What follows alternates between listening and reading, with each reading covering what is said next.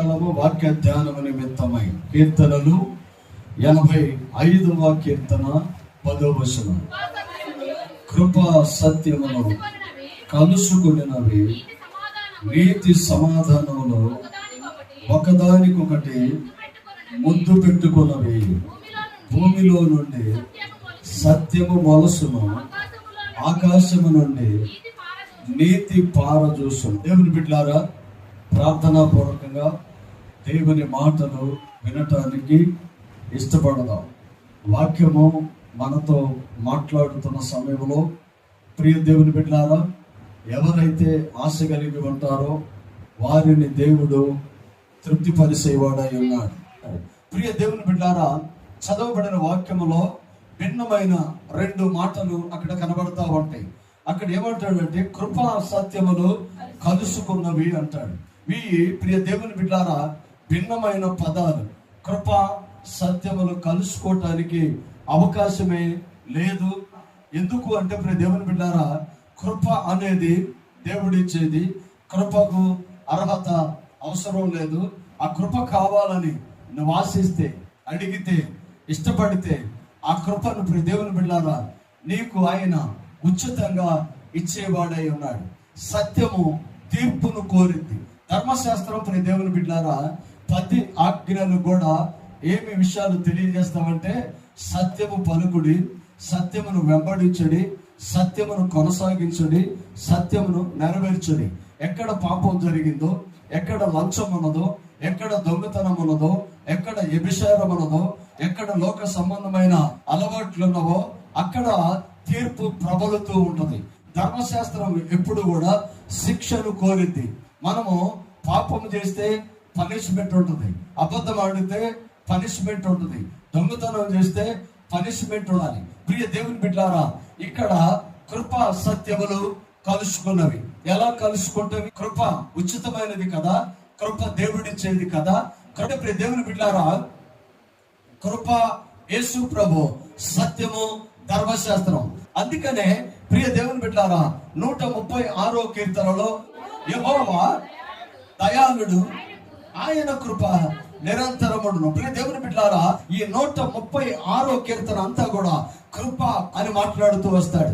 దేవుని బిడ్డలారా 136వ కీర్తనలో అనేక సందర్భాలలో కృప కలుగును గాక అంటాడు. అంటే ఇక్కడ ప్రియ దేవుని బిడ్డలారా, ఎప్పుడు కృప కలుగును గాక? శ్రమ వచ్చినప్పుడు మన ప్రార్థన, ప్రభువా నీ కృప మాకు తోడుగా ఉంచు. జకర్యా గ్రంథము 4వ అధ్యాయము 6వ వచనములో జెరుబ్బాబెలు ప్రత్యక్షమగు యెహోవా వాక్కు ఇదే శక్తి చేతనైనను బలము చేతనైనను కాక నా ఆత్మ ద్వారా ఇది జరుగునని సైన్యములకు అధిపతియగు యెహోవా సెలవిచ్చుచు అన్నాడు. జెరుబ్బాబెలు రాజుగా ఉన్నాడు. జకర్యా, హగ్గయ్య ఆ యొక్క దేవాలయపు పనిని వారు చూస్తూ ఉన్నారు. జెరుబ్బాబెలు నాయకత్వంలో ప్రియ దేవుని బిడ్డలారా 2వ దేవాలయము నిర్మాణం జరుగుతూ ఉంది. వారు పునాది వేశారు, వారు ప్రార్థన చేశారు, వారు కట్టడం ప్రారంభిస్తూ వచ్చారు. కట్టడం ప్రారంభించినప్పుడు ప్రియ దేవుని బిడ్డలారా అనేకమైన ఆటంకాలు, వారందరూ నవ్వుతూ వచ్చారు. ఇది సాధ్యపడదు, వీళ్ళు చెయ్యలేరు, వీళ్ళ వల్ల కాదు అని చెప్పేసి ప్రియ దేవుని బిడ్డలారా వాళ్ళను ఎగతాళి చేశారు, వాళ్ళను అవమానపరిచారు. అలాగే ప్రియ దేవుని బిడ్డలారా ఎన్నో ఆటంకాలు వాళ్లకు కలగజేశారు. అయినను దేవుడు వారికి తోడుగా ఉన్నారు. తోడుగా ఉండి కట్టడం ప్రారంభించాడు. దేవుని సన్నిధిలో వారు ప్రార్థన చేసుకొని బయలుదేరతారు. అక్కడితో దేవుడు మాట్లాడుతున్న మాట ఏంటంటే శక్తి చేతనైనను బలము చేతనైనను కాక నా ఆత్మ ద్వారా ఈ కార్యాలు జరిగిస్తాను. చాలా జాగ్రత్తగా గమనించండి. ఏ కార్యాలు జరిగిస్తావు? నువ్వేం చేయలేదు, నువ్వేం చేయలేకపోయావు. ఏది అసాధ్యమో, ఏది బలమైనదో దేవుని బిడ్డలారా దానిని దేవునికి అప్పగించాలి. ఇక్కడ అంటాడు జెరుబ్బాబెలు శక్తి చేతనైనను బలము చేతనైనను కాదు కానీ నా ఆత్మ ద్వారా దీనిని జరిగిస్తారు. దేవుని బిడ్డ, నా మాటలో చాలా జాగ్రత్తగా గమనించండి. పరిశుద్ధాత్మ దేవుని సన్నిధిలో మనం ఉన్నాం. ఆయన కృప మనకు తోడుగా ఉన్నది. ఆయన శక్తి విడుదలవుతున్నప్పుడు, ఆయన ప్రభావం మన మధ్యలో పోతున్నప్పుడు, ఆయన మనతో మాట్లాడుతున్నప్పుడు, ప్రియ దేవుని బిడ్డారా, ఆయన కలగజేసుకోవాలని చూసినప్పుడు నీ శక్తి అవసరం లేదు, నీ బలం అవసరం లేదు, నీ బ్యాంక్ బ్యాలెన్స్ అవసరం లేదు, నీ సామర్థ్యం అవసరం లేదు. కావాల్సింది కేవలం ఆయన కృప మాత్రమే కావాలి. దేవుని బిడ్డలు కడుతున్నాం, ఇల్లు కడుతున్నాం, సంఘం కడుతున్నాం, ఆత్మీయ స్థితిని కడుతున్నాం, ప్రియ దేవుని బిడ్డారా భక్తిని కడుతున్నాం. అలాగే దేవుని సన్నిధిలో సొసైటీలో ఒక బాధ్యత కలిగిన బిడ్డలుగా దేవుడు మనల్ని ఎన్నుకొని వాడుకుంటూ ఉన్నాడు. అయితే ప్రియ దేవుని బిడ్డారా, ఆటంకాలు సృష్టిస్తున్న సమయంలో, శ్రమలు వస్తున్న సమయంలో, ఓటమి వారికి సమీపంగా వస్తున్న ఆ సమయంలో దేవుని సన్నిధిలో ప్రియ దేవుని బిడ్డలారా జెరుబ్బాబెలుతో దేవుని ఆత్మ మాట్లాడుతుంది. శక్తి చేతనైనను బలము చేతనైనను కాక నా ఆత్మ ద్వారా ఈ కార్యాలు జరిగిస్తాను. కిందకు వస్తే ప్రియ దేవుని బిడ్డలారా, గొప్ప పర్వతమా జెరుబ్బాబెలును అడ్డగించుటకు నీవెంత మాత్రము దానవు, నీవు చదును భూమిగా మార్చబడదు. గొప్ప పర్వతమా జెరుబ్బాబెలును అడ్డగించుటకు నీవు ఏ మాత్రపు దానవు. వారు విశ్వసించారు, వారు ప్రార్థన చేస్తూ వచ్చారు. ఆ సమయంలో ప్రియ దేవుని బిడ్డలారా అది పై రాయి పెట్టుటకు అది సిద్ధమైపోయింది. ఆ సమయంలో నిషేధించబడిన రాయి మూలకు తలరాయి. దేవుని బిడ్డారా, ఆరంభంలో వారు ఆ మందిరాన్ని కట్టడానికి ఒక రాయిని వాళ్ళు తీసుకొచ్చారు. వారు కడుతున్న సమయంలో ఒక రాయి వారికి అడ్డుగా వస్తుంది. ఆ రాయిని ప్రియ దేవుని బిడ్డలారా మొట్టమొదటి పునాది సమయంలోనే ఆ రాయి వారికి అడ్డుగా వచ్చినప్పుడు దాని షేప్ కరెక్ట్ గా లేదు, ఇది ఉపయోగపడదు అనుకున్నారు. దేవుని బిడ్డలారా, అది ఆరంభంలో పునాది రాయికి ఆ రాయిని ఉపయోగించలేదు. ఆ తర్వాత కట్టుబడికి కూడా ఆ రాయిని ఉపయోగించలేదు. మందిరము దాదాపుగా పూర్తవుతున్న సమయంలో అక్కడ ఒక రాయి కావలసి వచ్చింది. చాలా జాగ్రత్తగా నా మాటలు గమనించాలి. పునాది రాయి కాడి నుంచి వాళ్ళు ఒక రాయిని పక్క పెడుతున్నారు. పునాదులు ఆ రాయి ఉపయోగపడదని తీసివేశారు, కట్టుబడిలో ఆ రాయి ఉపయోగపడదని తీసివేశారు, గోడలు కట్టేటప్పుడు ఆ రాయి ఉపయోగపడదని తీసివేశారు. ఆ తర్వాత ప్రియ దేవుని బిడ్డలారా ఒక్క రాయి తక్కువైంది. ఇశ్రాయేలు ప్రజలు లక్షల మంది అక్కడ వచ్చి నిలబడినప్పుడు ప్రియ దేవుని బిడ్డలారా అనేక ఆటంకాలు ఆ మందిరానికి వస్తూ ఉన్నవి. ఆ సమయంలో ప్రియ దేవుని బిడ్డలారా అక్కడున్న శిల్పకారులు వాళ్ళు ఒక టేపు తీసుకొచ్చి ఆ కింద ఉన్న రాయిని కొలిశారు. ఆ తర్వాత పై క్యాప్ని వాళ్ళు కొలిస్తే ప్రియ దేవుని బిడ్డలారా కింద ఏ షేపుతోనైతే రాయి ఉందో అదే ఖాళీ అక్కడ పైన ఉన్నది. పైన ఉన్న సమయంలో ప్రియ దేవుని బిడ్డలారా వాళ్ళందరూ కూడా కలిసి అక్కడ ఆలోచన చేసేది ఏంటంటే ఆరంభపు పునాదిలో ఏ రాయి అయితే బాగోదని, అది షేప్ సరిగ్గా లేదని పక్కన పెట్టామో దానిని తీసుకొని రండి సపోర్ట్ కొడుతూ దేవుని స్తుతించండి. కొన్ని సందర్భాలలో మనం ఎవరికి ఉపయోగపడం, మనం ఎవరికి అక్కరకరం విలువ ఉండదు. ప్రియ దేవుని బిడ్డలారా మనల్ని ఎవరు లెక్క చేయరు.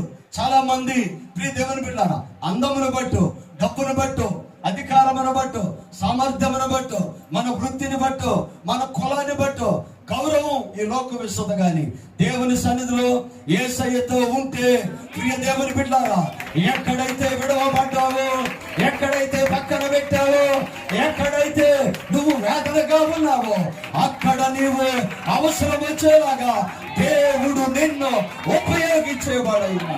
దేవుని బిడ్డ నా మాటలు చాలా జాగ్రత్తగా గమనించండి. ఆశ్చర్యం వేసింది. పునాది అప్పుడు పనికిరాని రాయి, కట్టుబడిలో పనికిరాని రాయి.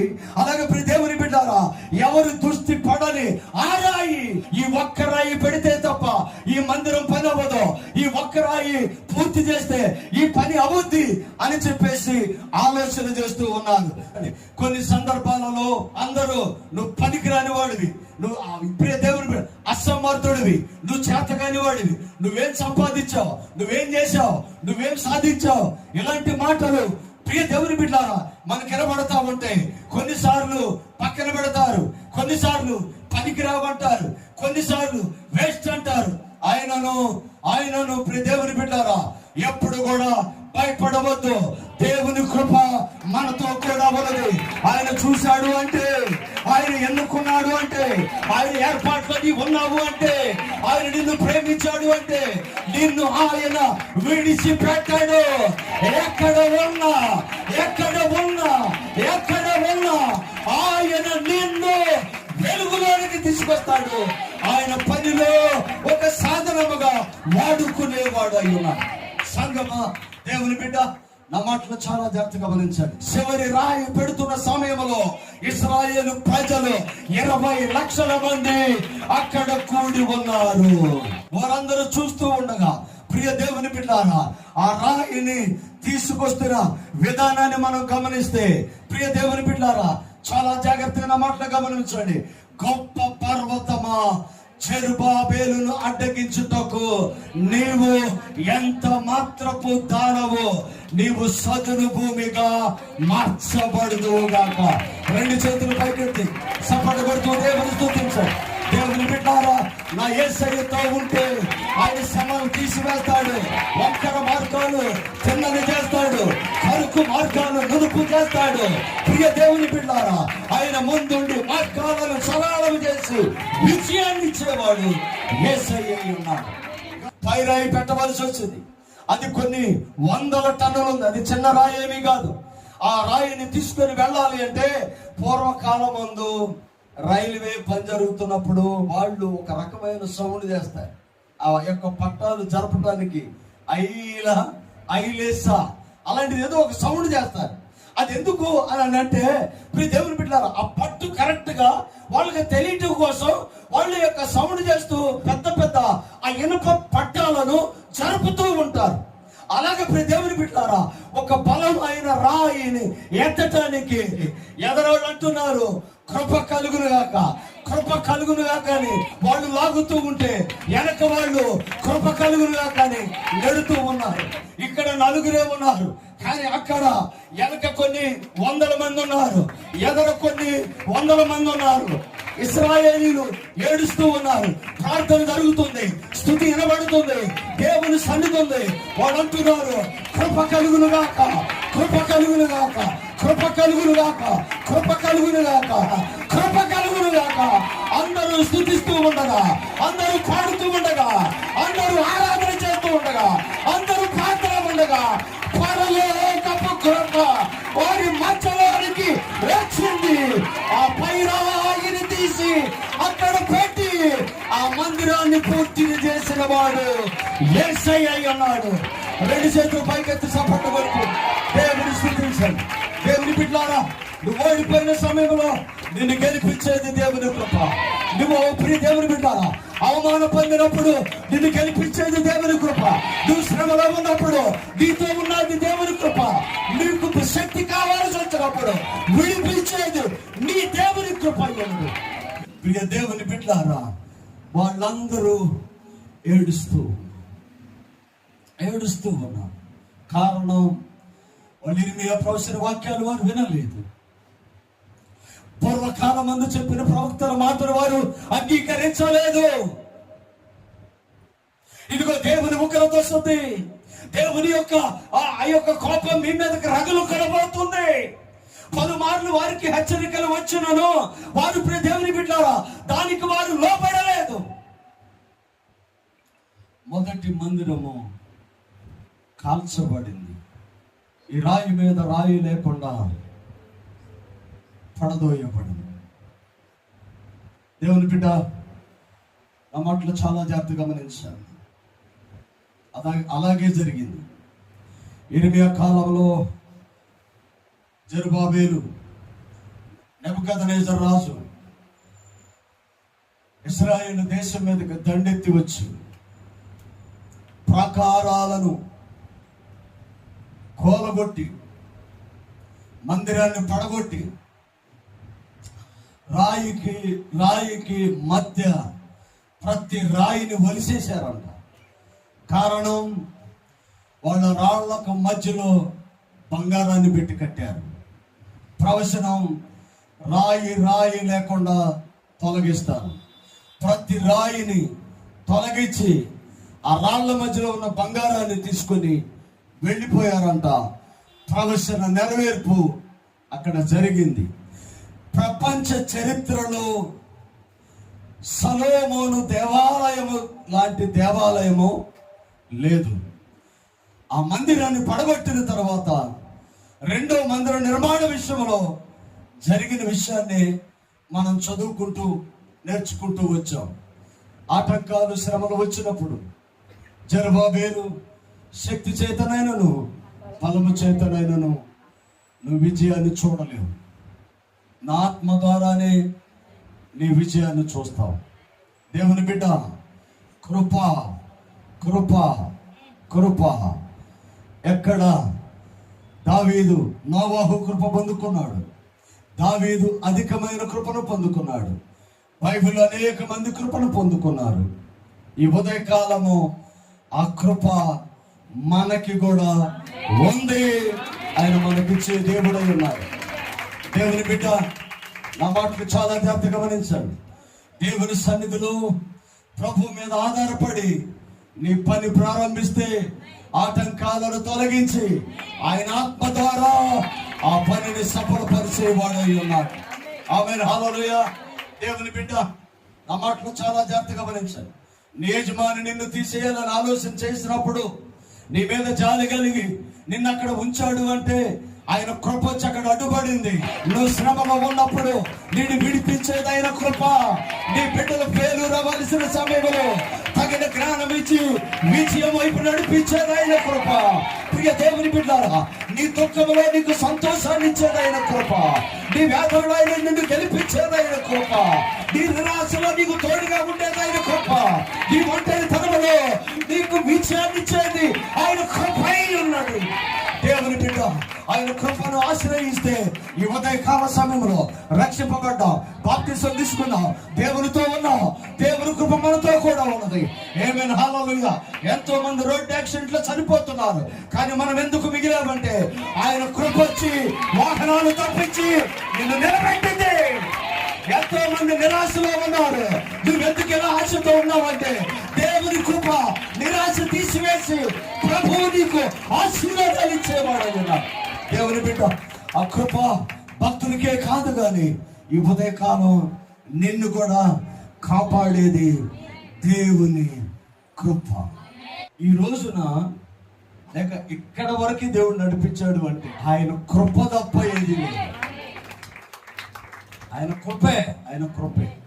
ప్రియ దేవుని బిడ్డలారా, ఆ కృపతో దేవుడు మనల్ని ఇప్పటి వరకు నడిపిస్తూ వచ్చాడు. శ్రమలో తోడుగా ఉండి, ఆర్థికంలో తోడుగా ఉండి, సమస్యలో తోడుగా ఉండి. ఆమేన్, హల్లెలూయా. కొన్ని సందర్భాల్లో ఈ బ్రతికెందుకు, చనిపోతే పోలా, ఈ తనువు సాధించుకొని ఈ జీవితాన్ని ముగించుకుంటే పోలా అని ఆలోచన చేస్తున్న సమయంలో ప్రియ దేవుని బిడ్డలారా, సూసైడ్ అటెంప్ట్ కాకుండా దేవుడు నిన్ను నిలబెట్టింది ఆయన కృప ఉన్నది. కృప కొన్నిసార్లు మన దగ్గరికి మనలను ఎత్తుక్కుంటూ వస్తుంది. ఒకరోజు అమ్మగారు తనతో పాటు పరిచర్య చేస్తున్న ఒక పెద్ద ఆవిడ, వాళ్ళిద్దరు కలిసి వెళ్తూ ఉన్నారు. గురువారం పరిచర్య చేస్తూ ఉన్నారు. వీళ్ళు వెళ్తున్న సమయంలో దేవుని బిడ్డలారా, ఒక స్త్రీ బయట వచ్చి నిలబడింది. వీళ్ళకు పరిచర్య చేసేవాళ్ళకి ఉండాల్సిన అలవాటు ఏంటంటే, ఎవరన్నా బయట ఉంటే ఆమె పలకరియాలి. అమ్మ బాగున్నావా, వాడు కలిసింది. ఇంట్లో తీసుకెళ్ళటమే కాదు, బెడ్రూమ్లో తీసుకెళ్ళింది అమ్మ. బెడ్రూమ్లో తీసుకెళ్తే ఫ్యాన్కి హ్యాంగింగ్ తాడు అలాట్ చేసి చనిపోవటానికి అన్ని రెడీ చేసుకొని ఒకసారి రోడ్డు మీదకి వచ్చి చూసి వెళ్ళి చనిపోదామని రోడ్డు మీదకి వచ్చి నిలబడితే వీళ్ళు వెళ్ళి ఆమెను పలకరిస్తే ఆమె ఆ మాటలు ఆదరించబడి వీళ్ళ లోపలికి తీసుకొని వెళ్ళి వీళ్ళతో మాట్లాడినప్పుడు ఆమె ఏడ్చి ఆమె హ్యాంగింగ్ అంటే వీళ్ళు వెళ్ళకపోతే ఉరేసుకొని చనిపోయేది. వీళ్ళు వెళితే తన వేదన అంతా చెప్పుకొని ప్రార్థన చేసి వచ్చారు. ఆమె ఆ యొక్క చనిపోవటం ఆపేసింది, సజీవుల లెక్కలో నిలబడింది. దేవుని బిడ్డారా, కృప అమ్మగారు రూపంలో ఆ సహోదరి ఇంటి తలుపు తట్టింది. దేవుని బిడ్డ నా మాటలు చాలా జాగ్రత్తగా గమనించాడు. 5 లారీలు అమ్మేసి 3 ప్లాట్లు అమ్మేసి అప్పులు అయిపోయి వడ్డీలు కట్టలేక ఇంకెందుకు బాధ అని చెప్పేసి చనిపోదామని చెప్పి కరెంటు బిల్లు కట్టిరావటం కోసం ఈ సేవకి వెళ్ళాడు ఒక సహోదరుడు. ఈ సేవలో కరెంటు బిల్లు కట్టాడు. కరెంటు బిల్లు కట్టి ఈ సేవలో నుంచి బయటకు వస్తున్నప్పుడు ఒక చిన్న బాలుడు ఒక కడపత్రం చేతికిచ్చాడు. చనిపోతే ఎక్కడికి వెళ్తాం తెలుసా? ఆ యవనస్తుడికి తెలుసా? ఈ సేవ బయట నుండి ట్రాక్ ఇచ్చే యవనస్తుడికి తెలియదు ఆ లోపల నుంచి వస్తున్న వ్యక్తి ఇంటికి వెళ్ళి చనిపోతాడని. దేవుని బిడ్డారా, ఆ యవనస్తుడికి తెలియదు అతను ఇంటికి వెళ్ళి చనిపోతాడని తెలియదు. ఈ సేవలో కరెంటు బిల్లు కట్టి బయటకు వచ్చి ఇంటికి వెళ్ళి చనిపోవాలని వస్తున్న వ్యక్తికి ఆ గుమ్మం దగ్గరే ఒక ఆదరణ దొరికిందని ఆయనకి తెలియదు. వీళ్ళిద్దరి మధ్యలో పనిచేసింది దేవుని కృప. ఆ కరపత్రం తీసుకున్నాడు, చదివాడు.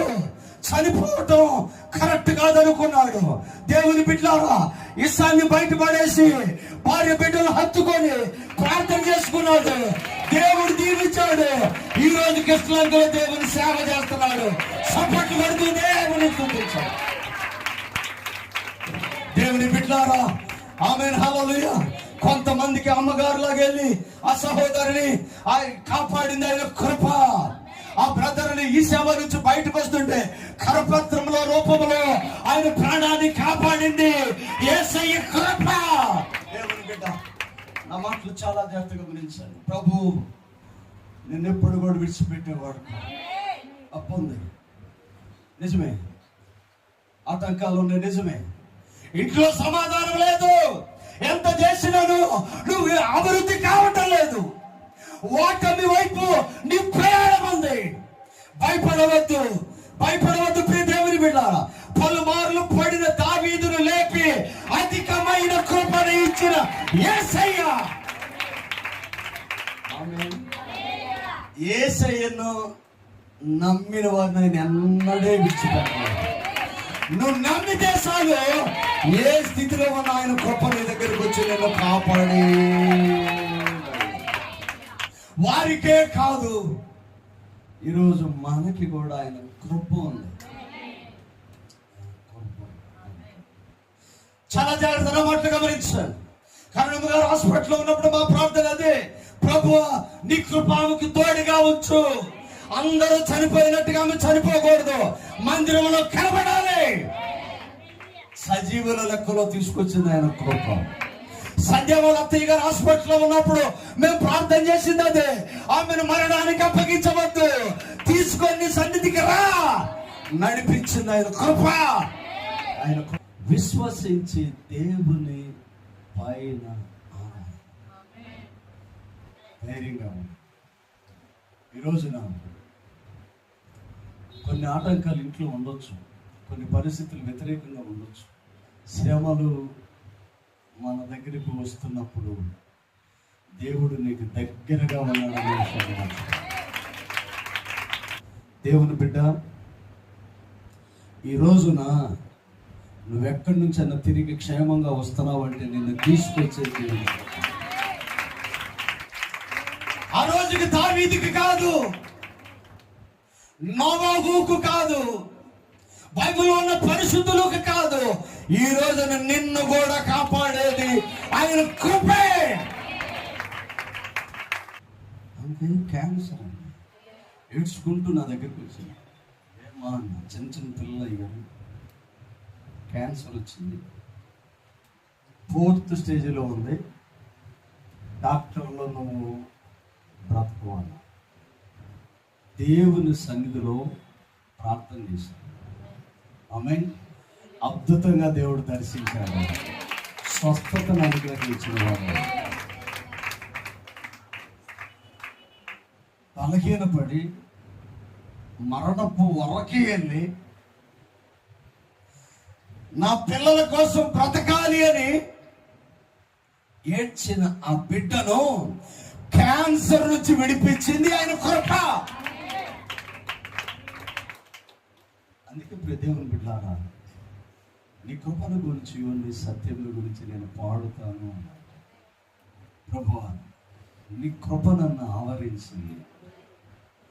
కృప లేనిది మన జీవితంలో ఒక్క అడుగు కూడా మనం ముందుకి వేయలేం. దేవుని బిడ్డ, విశ్వసించి ప్రార్థన చేయండి. నీ శ్రమలో నీకు తోడుగా ఉంది. అద్భుతమైన కాపుదల ప్రభువు మనకిచ్చేవాడై ఉన్నాడు.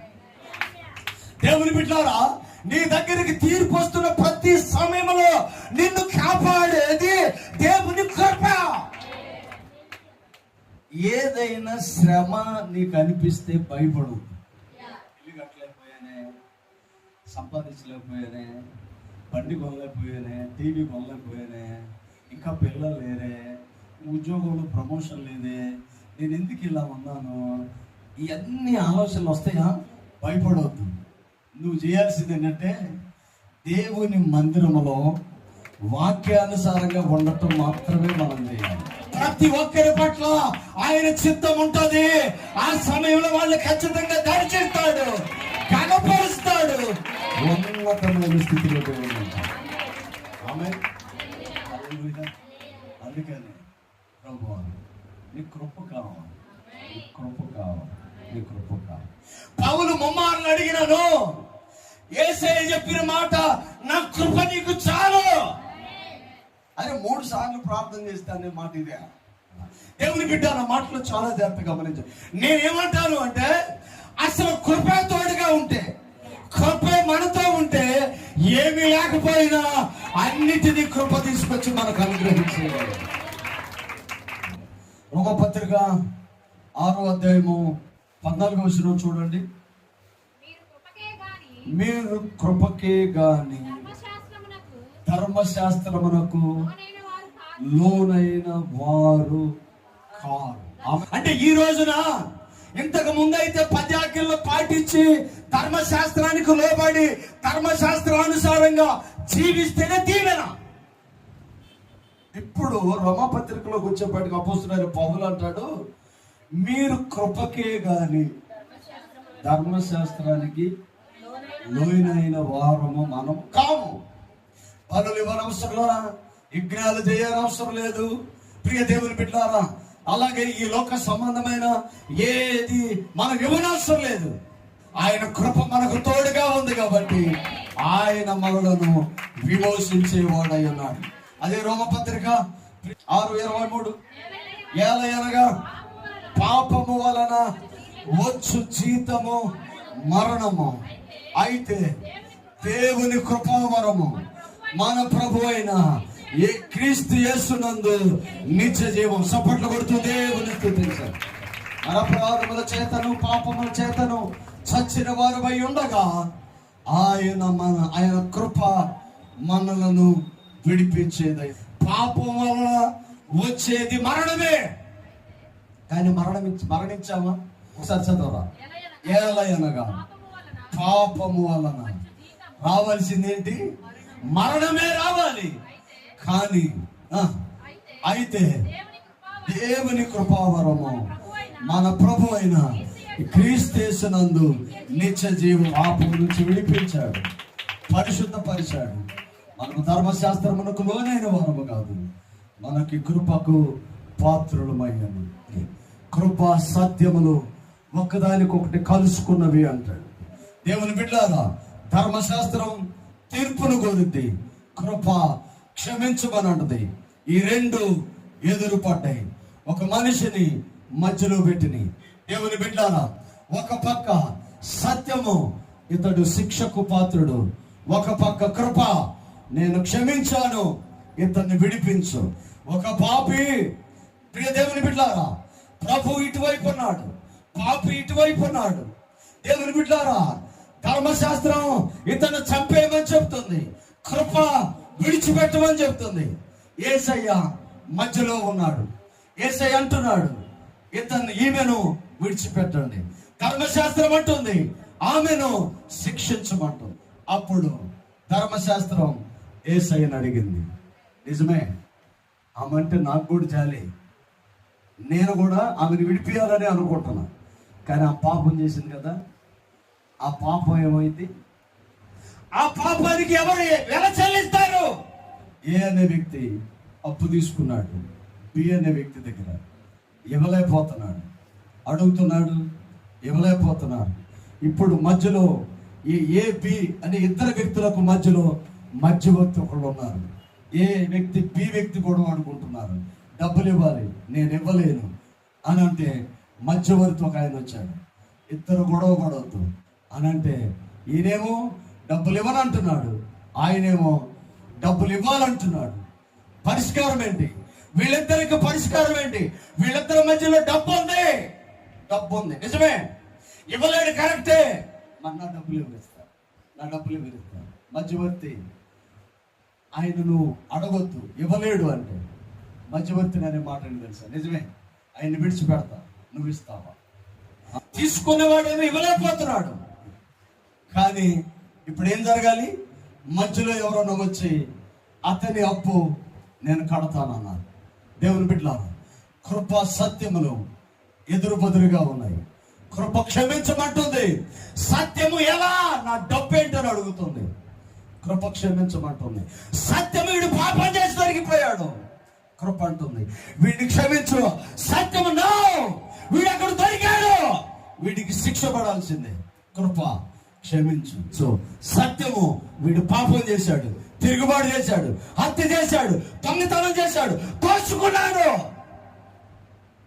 మధ్యలో ఏదైతే ఒక వస్తువు ఉందో, యేసయ్య కృప చూపించి విడిపించమంటున్నావు కదా, మరి వాళ్ళెవరు చెల్లిస్తారు?